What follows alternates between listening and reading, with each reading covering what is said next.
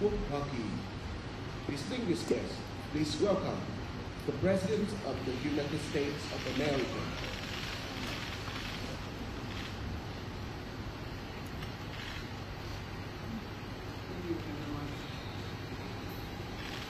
It is evening, isn't it? This around the world in 5 days is interesting. Well, there's that, one of my staff members said, remember the famous song, Good Morning Vietnam?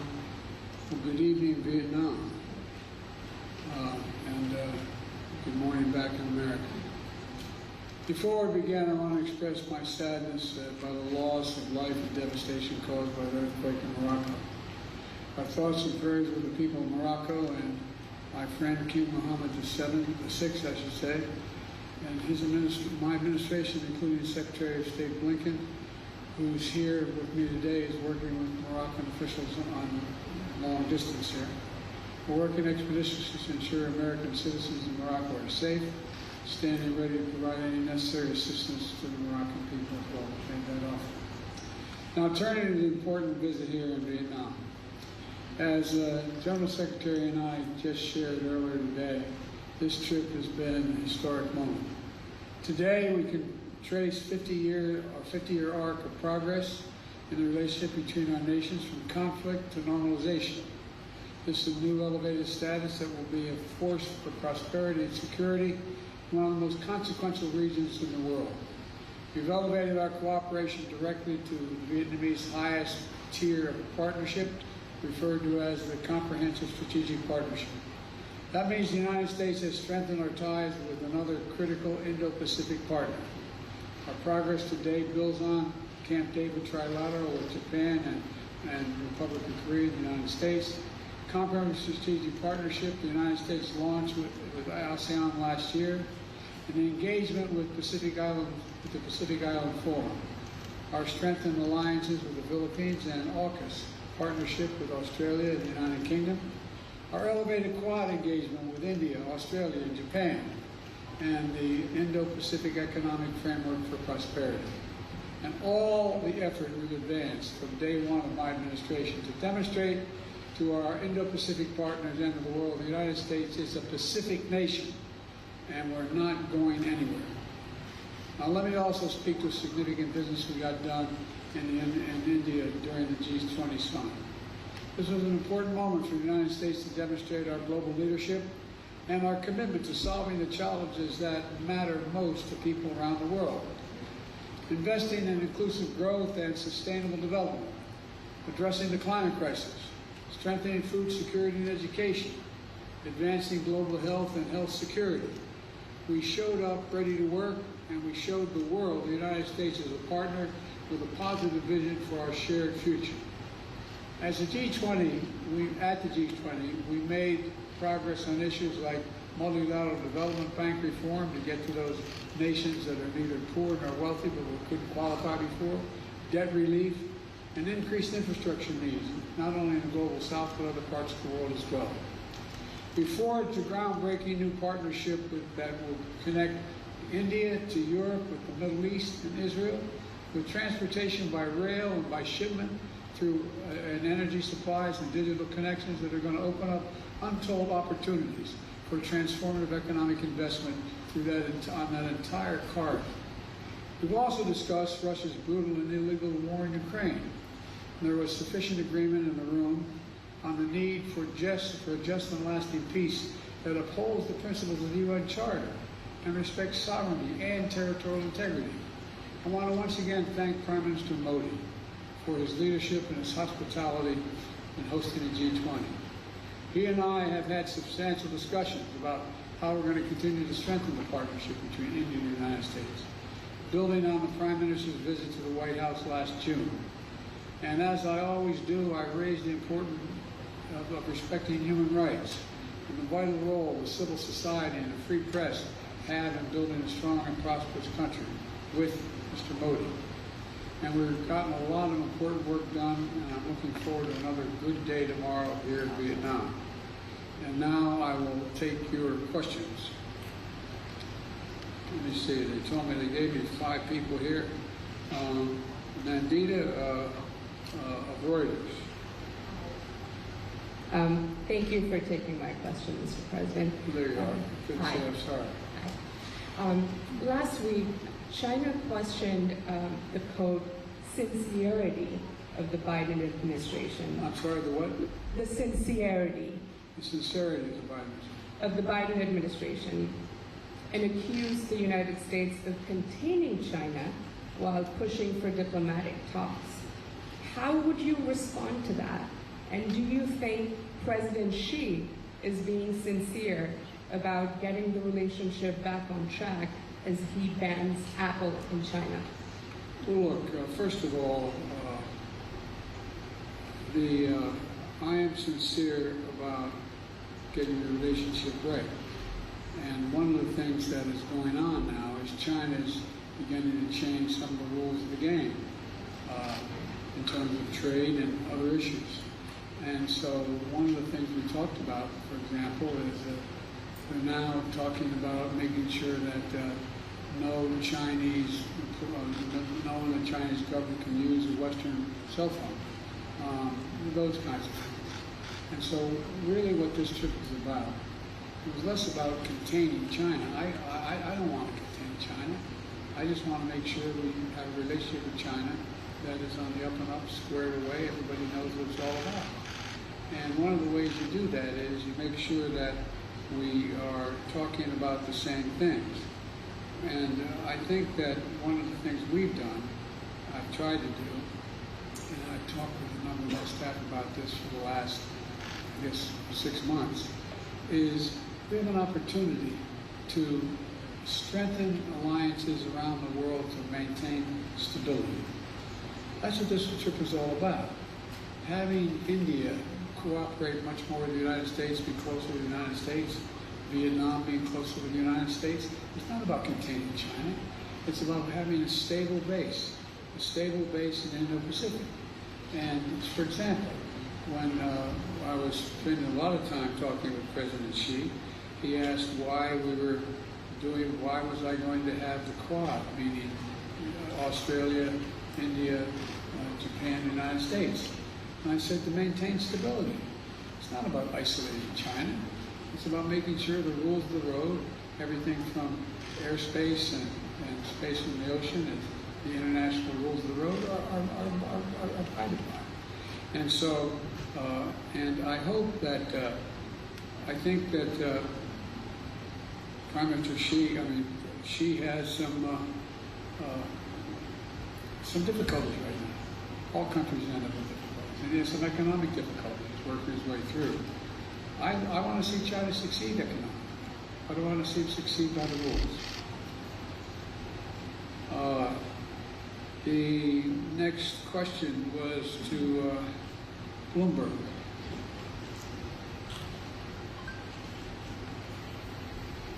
Mr. President, following up on your comments on China and the economy, you recently called China's economy a ticking time bomb. Do you believe the country's slowdown could risk destabilizing the global economy or causing China to be more aggressive defensively?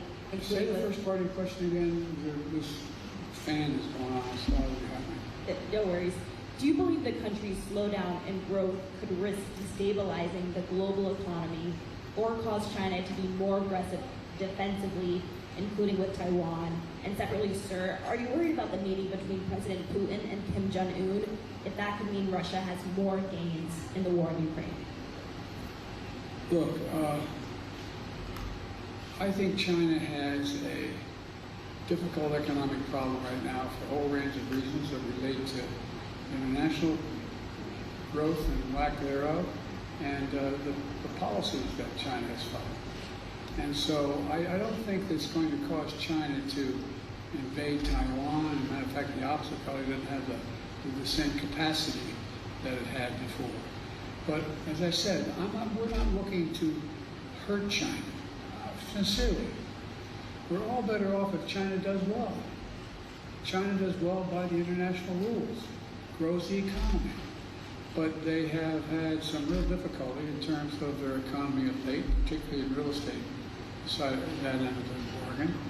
And I think the actions that they're going to have to take are ones that are in the process of deciding right now. And I'm not going to predict what way will come out, but we're not looking to decouple from China.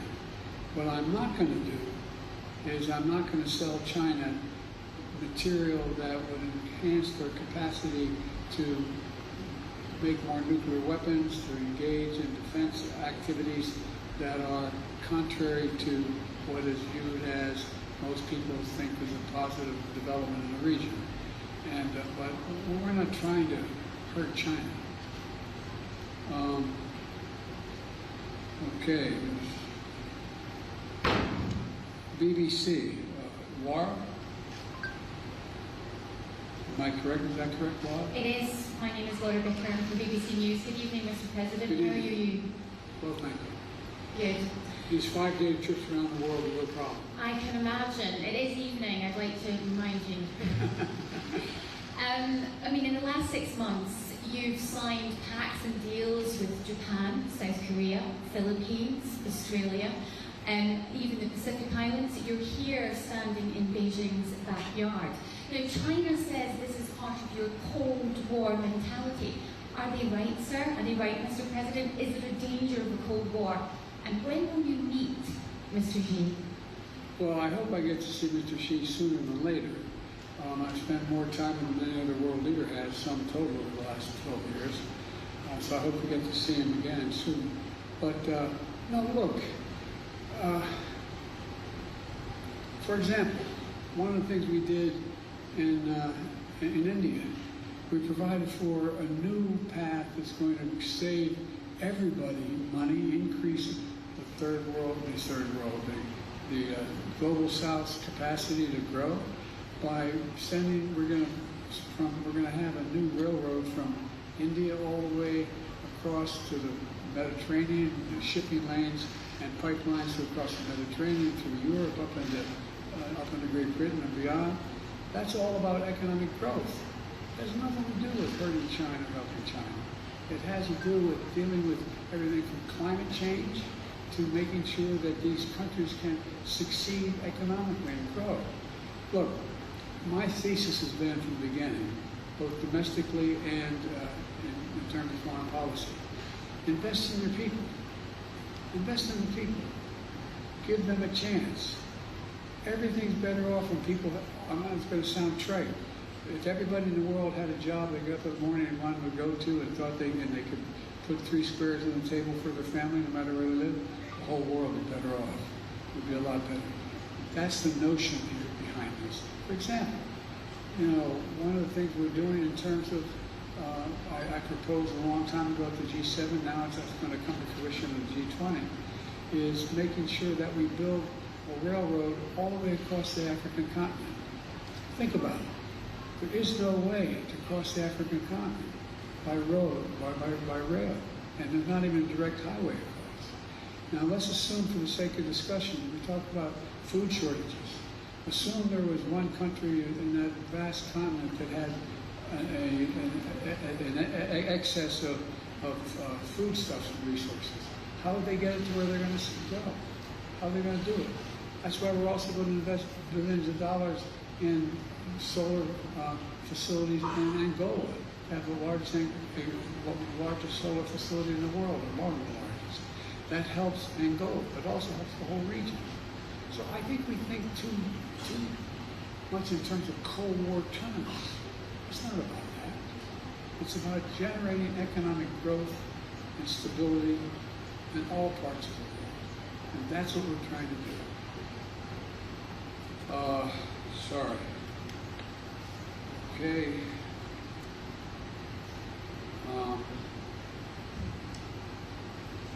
Can I pronounce it Avilia? Did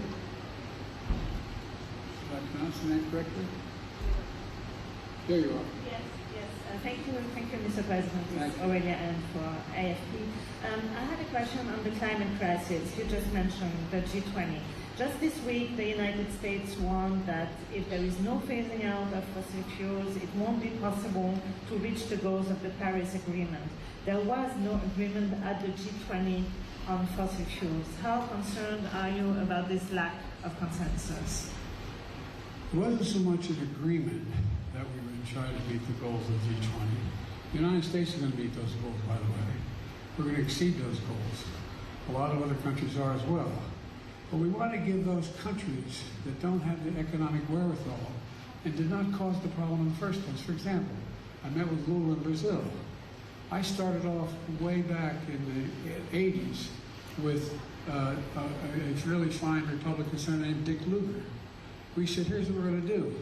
If you owe us money, we're going to forgive your debt if you maintain your forest, because they become carbon sinks. They're the things that take carbon out of the air.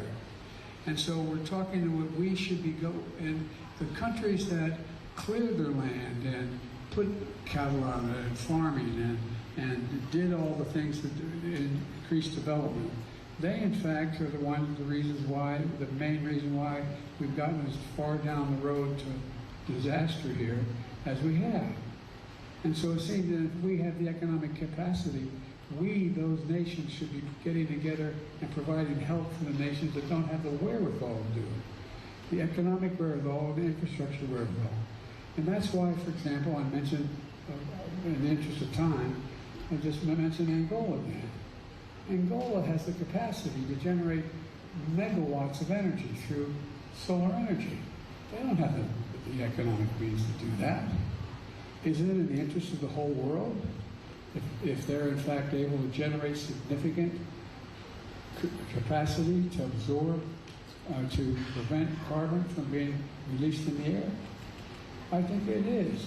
So what we're trying to do is help those nations, particularly in the global south, where they're not as wealthy, where there are not as many opportunities, to be able to deal with the things that they want to deal with. For example, and I'll end with this, there is more carbon absorbed from the atmosphere on a daily basis, and I'll look to my friend John Kerry, who's forgotten more about this than most people know. Correct me if I get this wrong, John, but I'm quite sure I'm right. And that is that there's more carbon absorbed from the air into the Amazon region, into the ground, than admitted in the entire United States on the same basis. Now imagine if people go in and do what we did 150, 250 years ago, and cut down the forest and start farming in that area. No longer have that great carbon sink. It would be a gigantic problem. So we should be going to areas, whether it's in the Congo or other places, as the G7 nations and as the wealthy G20 nations, and providing the kind of infrastructure that they need to be able to benefit. And guess what? In addition to helping the environment overall, and the only existential threat humanity faces, even more frightening than a nuclear war, is global warming going above 1.5 degrees in the next 10 years. And we're in real trouble. There's no way back from that. And so there's a lot we can do in the meantime. For example, that pipeline, or that railroad we're talking about going across from India throughout the Middle East and across the Mediterranean and all through Europe, that's going to have hydrogen pipeline there. This is going to significantly reduce the amount of carbon emitted in the air, but it costs a lot of money to put that down. And the world's going to say it's in our interest, collective interest to do it. So I have not given up at all on the notion that we're going to be able to, how can I say it? I think we can triple the renewable capacity for, as it relates to global warming, by the year 2030. Countries following the IRA playbook, which is the one we passed, clean energy jobs are going to create manufacturing jobs. For example, the consequence of what we've done, we have the strongest economy in the world today. Right now, today, the United States of America has the strongest economy in the world. Now, we've got more to do, but we have the strongest economy in the world. And one of the reasons we're doing it, we changed the mechanism how we deal with this. And that is, instead of trickle-down economy, that is, if the wealthy and the corporations do very well, everybody's going to do well. Well, the truth of the matter is, I've never bought that theory, but I think the times have changed and a lot of leading economists are beginning to agree with me. Just flat, straight out academic economists. And that is, we should build economic growth from the middle out and the bottom up. When that happens, everybody does well. Everybody does well. The wealthy still do very, very well. They have no problem. You can still be a billionaire under that system as well. But you're going to start paying your taxes. Why do you do it? That's a different issue. But all kidding aside, so I think the other thing is dawning on people. Many of you are foreign policy experts who've been engaged for a long time. Did you ever think you'd be sitting at a G20 conference where everyone was preoccupied with the notion of global warming? Not a joke. Did you ever think that? And there's my brother loves having these famous lines from movies that he always quotes. You know, and one of them is there's a movie about John Wayne. He's an Indian scout, and they're trying to get I think it was Apache, one of the great tribes of America, back on the reservation, and he's standing with the Union. So they're all on their horses and their saddles, and there's 3 or 4 Indians in headdresses, and the Union soldiers. The Union soldiers basically saying to the Indians, "Come with me, we'll take care of you, everything will be good." And the Indian looks at John Wayne and points to the Union soldier and says, "He's a lion, dog-faced pony soldier." Well, there's a lot of lion, dog-faced pony soldiers out there about global warming. But not anymore. All of a sudden, we're all realizing it's a problem. And there's nothing like seeing the light. Let's see. I'm just following my orders here.